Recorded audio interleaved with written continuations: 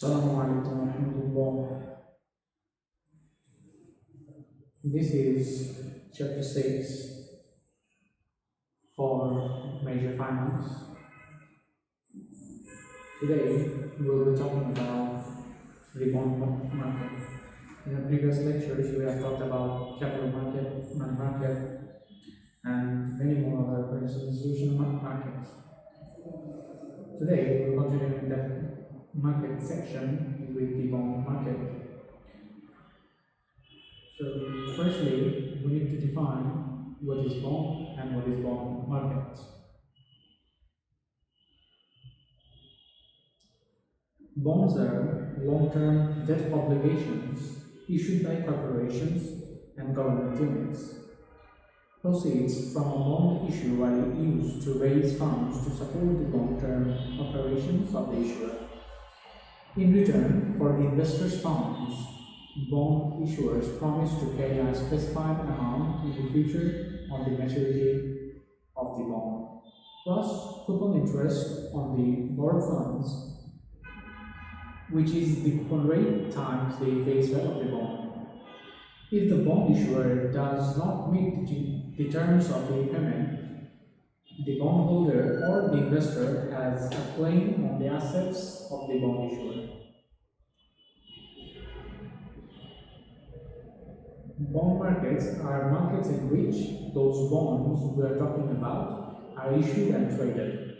They are used to assist in the transfer of funds from individuals and corporations and government units with excess funds to corporations and government units in need of long-term debt funding.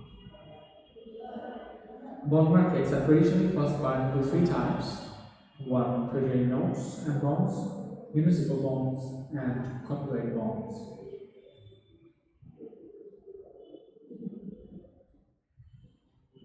Moving on to the types of bonds, which represent a debt owned by the issuer to the investor. Bonds obligate the issuer to pay a specified amount at a given date, generally with periodic investment interest payments. The par, face, or maturity value of the bond, they all mean the same thing, obviously, is the amount that the issuer must pay at maturity. The coupon rate is the rate of interest that the issuer must pay, and this periodic interest payment is often called the coupon payment. This rate is usually fixed for the duration of the bond and does not fluctuate with market interest rates. If the repayment terms of a bond are not met, the holder of a bond has a claim on the issuer's assets. The US Treasury issues notes and bonds to finance the national debt, and similarly our country, Bangladesh Bank, also issues kind of that. The difference between a note and a bond is that notes have an original maturity of 1 to 10 years, while bonds have an original maturity of 10 to 30 years. Let's talk about Bangladesh government treasury bonds, which are long-term debt instruments issued by the governments with maturities ranging from 2 to 20 years. They pay fixed interest semi-annually and offer higher returns than treasury bills, but also carry longer-term interest rate risk. Bangladesh government treasury bonds are considered relatively safe investments due to the government's guarantee. What about Bangladesh government investment sukuk? Sharia-compliant securities issued by the government where investors own a proportionate share of the underlying assets used for development projects. It provides periodic profit payments based on the project's performance, similar to dividends. Due to its unique structure, Bangladesh government investment sukuk carries specific risks associated with the success of the underlying project.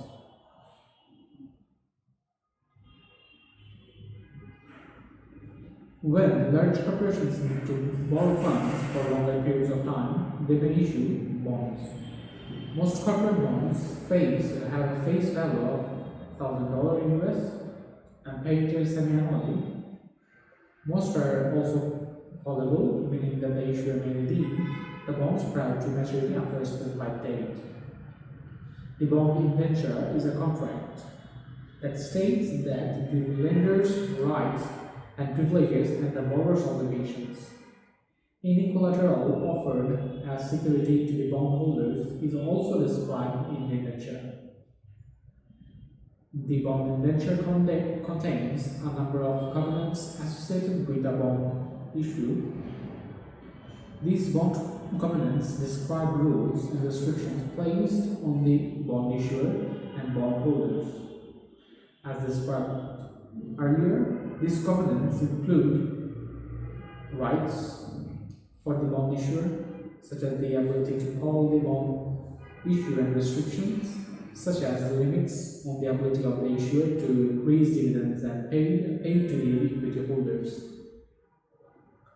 By legally documenting the rights and obligations of all parties involved in a bond issue, the bond indenture helps lower the risk of the bond issue. All matters pertaining to the bond issuer's performance regarding any debt covenants as well as bond repayments are overseen by a trustee. It can be a bank, trust department, or something like that, who is appointed as the bondholder's representative or monitor. The signature of a trustee on the board is a guarantee of the bond's authenticity. The trustee also acts as the transfer agent for the bonds when ownership changes as a result of secondary market sales and when interest payments are made from the bond issuer to the bondholder. The trustee also informs the bondholders if the fund is no longer meeting the terms of the indenture. In this case, the trustee initiates any legal action on behalf of the bondholders against the issuing fund. In the event of a subsequent reorganization or liquidation of the bond issuer, the trustee continues to act on behalf of the bondholders to protect their principal. The degree of risk varies widely among different bond issues because the risk of default depends on the companies held, which can be affected by a number of variables. So let's talk about some characteristics of corporate bonds.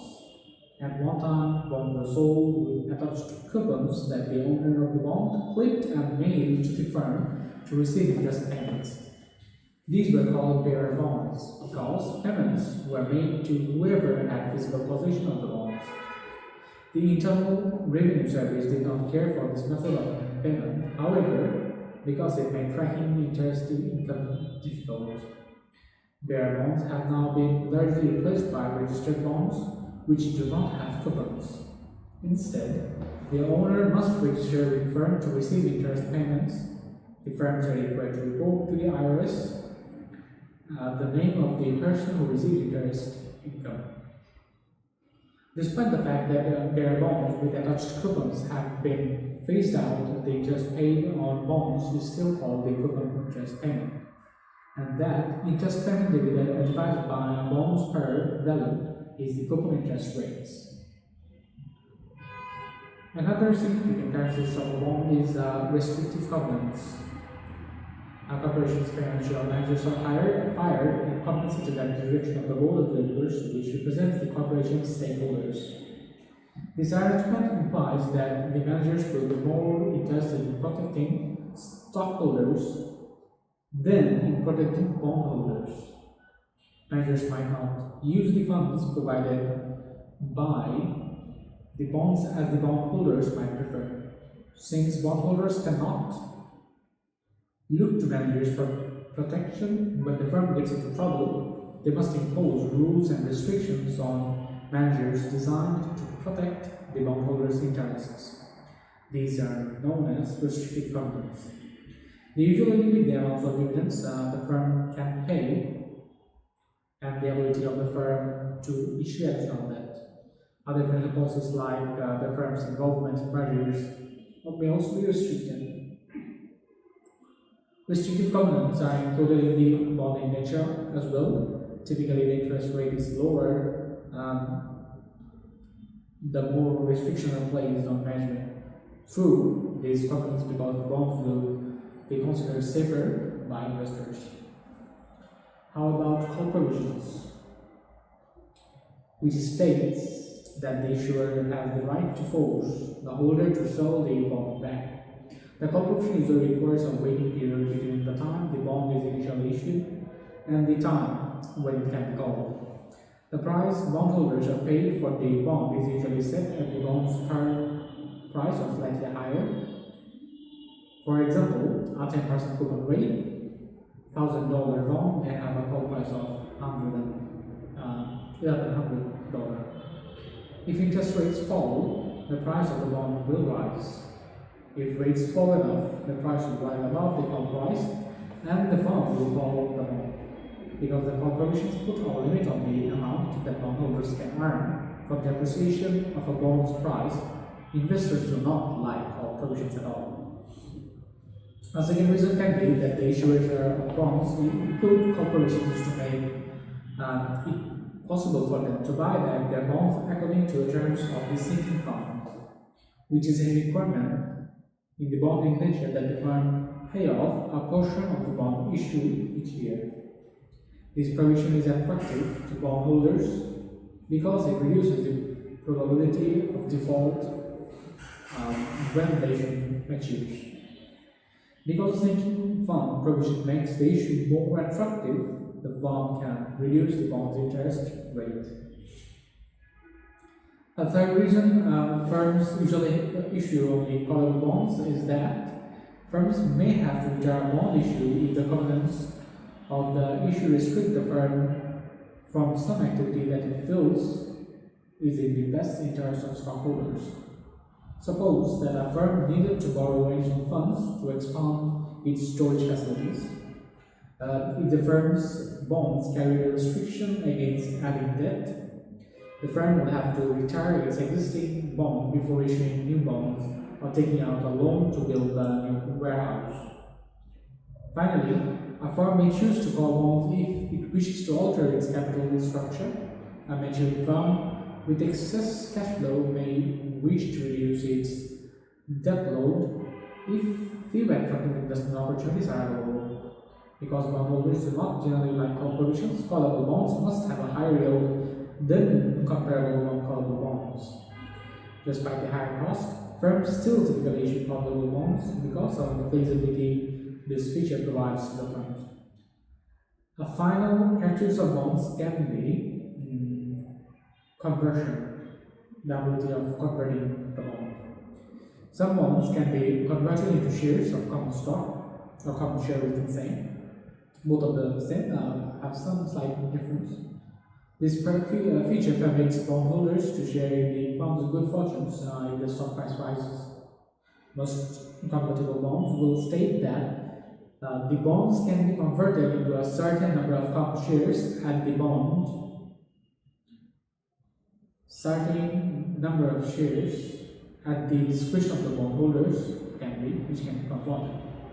The conversion ratio will be such that the price of the stock must rise substantially before conversion is likely to occur. Issuing convertible bonds is one way firms avoid sending a negative signal to the market. In the presence of asymmetric information between corporate insiders and investors, when a firm chooses to issue stock, the market usually interprets this action as indicating that the share price is relatively high, or that it is going to fall in the future. The market makes this interpretation because it believes that managers are most concerned with looking out for the interests of existing stockholders and will not issue stock when it is undervalued. If managers believe that the firm will perform well in the future, they can still issue convertible bonds. If the managers are correct and the stock price rises, the bondholders will convert to the stock at a relatively high price that managers believe is fair. Alternatively, bondholders have the option to convert if managers turn out to be wrong about the company's future. Bondholders like a conversion feature, which is very similar to buying just a bond, but receiving both a bond and a stock option. The price of the bond will reflect the value of the option, and so will be higher than the price of comparable non-callable bonds. The higher price received for the bond by the firm implies a lower interest rate.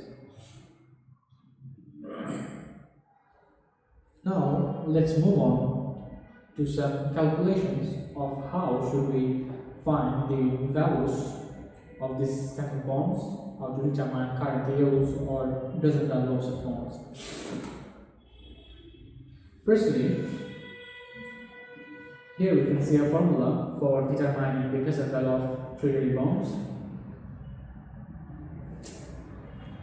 which can be interpreted. INT refers to the annual interest or coupon payment on the bond equals the par value times the coupon rate. The first VB refers to the present value of the bond, where M, small m, refers to the number of times per year interest is paid. We can see RB in the next section, which refers to the interest rate used to discount the cash flows on the bond. And the capital M refers to the number of years until the bond matures. So with this formula, we can determine the present value of treasury bonds. Now, let's see the actual abbreviations of the equation.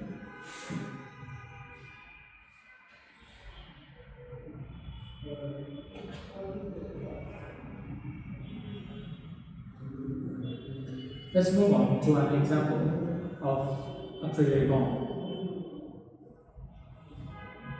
Here we can see a treasury bond outstanding on 2016 with maturity on 2017. The treasury note had a coupon rate of 0.625% and an ask yield of 0.853%. Assuming the $100 per value, using the bond valuation formula, the ask price of the bond should have been as following. So here you can see 0.65 is the coupon rate, and 2 is the number of interest received. And also, if we put those values in the equation as per the abbreviations of the formula, we can get 99.6828% of present value. So moving on to the current yield, we can see it is very simple to determine current yield just by dividing the price of the coupon bond with the yearly coupon payment. So for example, we can determine the current price, the current yield for a bond which have a par value of $1,000 and the coupon rate of 10.95%, whereas the current market price for the bond is $921.01. So C refers to the yearly payment, where we can see 0.1095 into $1,000, which is the 109.50 interest yearly, and the price of the bond is 91.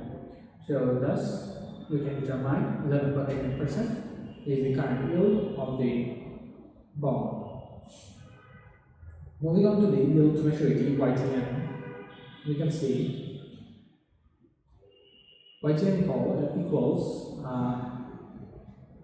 interest rate plus face value minus present value or price of the bond divided by number of years or years to maturity divided by face value plus present value divided by 2. So let's do another example, which is assuming that there is a bond on the market price at $850 and the bond comes with a face value of $1,000. On this bond, the yearly coupons are $150. The coupon rate for the bond is 15% and the bond will reach maturity in 7 years. So here, YTM equals 150 is the interest yearly coupon rate plus 1000 is the face value minus 850, which is the market price represented by number of years or years to reach maturity in 7 years. So we can get 18.53% is the yield to maturity. For this case, we can determine yield to maturity if there is a zero coupon rate, then face value will be divided by present value, which is a power formula by n, or inverse n minus 1. So in this example, we can see what is the current yield to maturity on the zero coupon bond that has a face amount of $1,000 and the current market price for the bond is $850.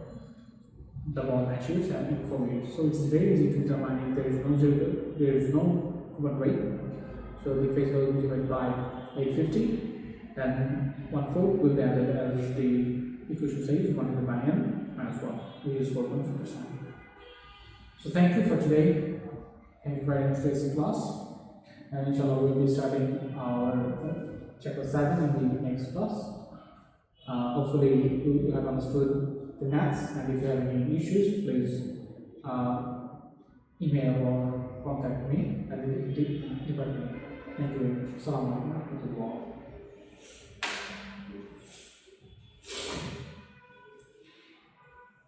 Assalamu alaikum wa rahmatullah.